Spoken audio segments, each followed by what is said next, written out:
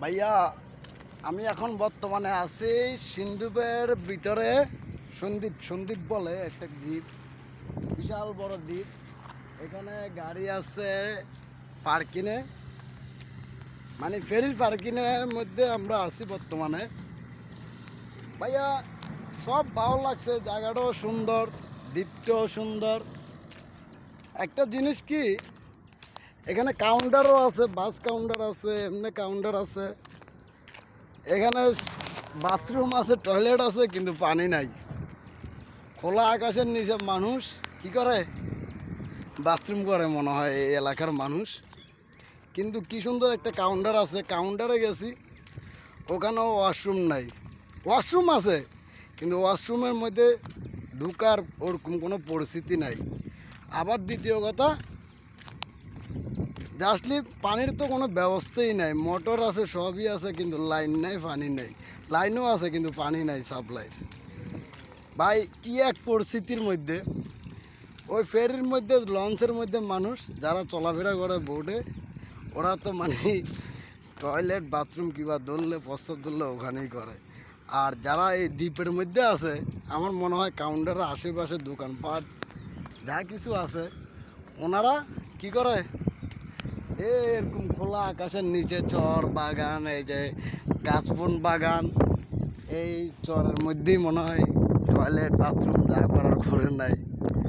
কেননা আমার মনে হয়, নয়তো ভাই কীভাবে ভাই সম্ভব ভাই বলেন, একটা মানুষ যদি বাথরুম ধরে, মনে করেন কি আপনি প্রথম ফেরি ফেল করছেন, যাইতে পারেন নাই, কিন্তু পরের বার ফেরির মধ্যে উঠবেন, যাবেন, তখন যদি আপনার যদি এই পরিস্থিতির মধ্যে পড়েন, মনে করেন এই যে টয়লেটে চাপ দিছে কি আসে বিষয়, তখন আপনি টয়লেটটা কীভাবে করবেন, কোথায় করবেন? এই খোলা আকাশের নিচে ছাড়া কোনো উপায় নাই। কিন্তু তার তো সমস্যা, চারকিনারে যেতে হবে, খোলা আকাশ, চারকিনারে কোনো পানির ব্যবস্থা নাই, কিছু নাই। এই যে পানি আছে একটা, মানে কি বেড়িবান্ধের মধ্যে দেখেন বেড়িবান আছে, ওই একটু একটু পানি আছে। এখন আপনি কি সম্ভব এই জায়গাটার মধ্যে কিবা ওয়াশরুম করা কিবা বাথরুম করা করে আপনার কাজটা আপনি ছেড়ে নেবেন?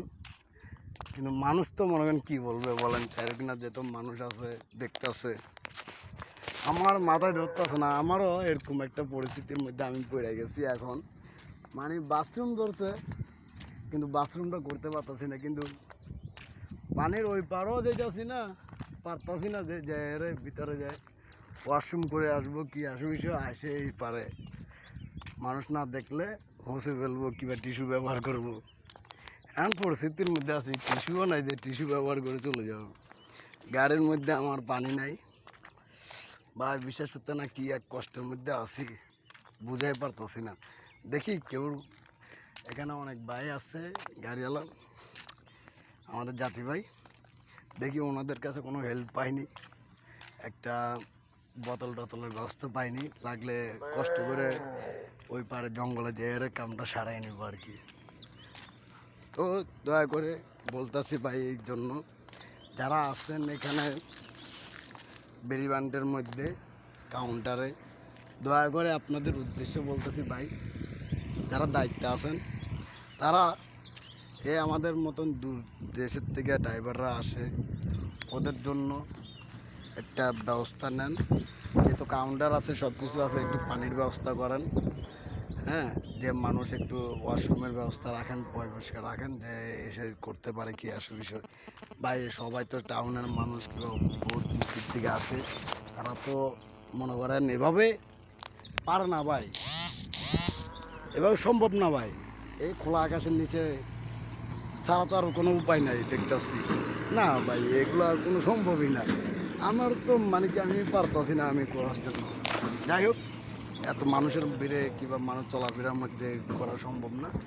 তো আপনাদের উদ্দেশ্য বলতেছি ভাই একটাই, আপনারা যেহেতু বেরিবান আছে, যেহেতু সিন্ধুপ এলাকা জায়গায় সুন্দর একটা কাউন্টার আছে, আছে, ওখানে পারলে দয়া করে পানির ব্যবস্থা করেন। যেহেতু টয়লেট, ওয়াশরুম, বিশ্রাম কারখানা সবই আছে, পানির ব্যবস্থা করলে টয়লেটগুলো একটু দেখাশোনা করলে অবশ্যই ঠিক হবে। তো দয়া করে আপনাদের উদ্দেশ্য বলতেছি ভাইরা, যারা দায়িত্বে আছেন, তারা এগুলা করেন, ঠিক আছে?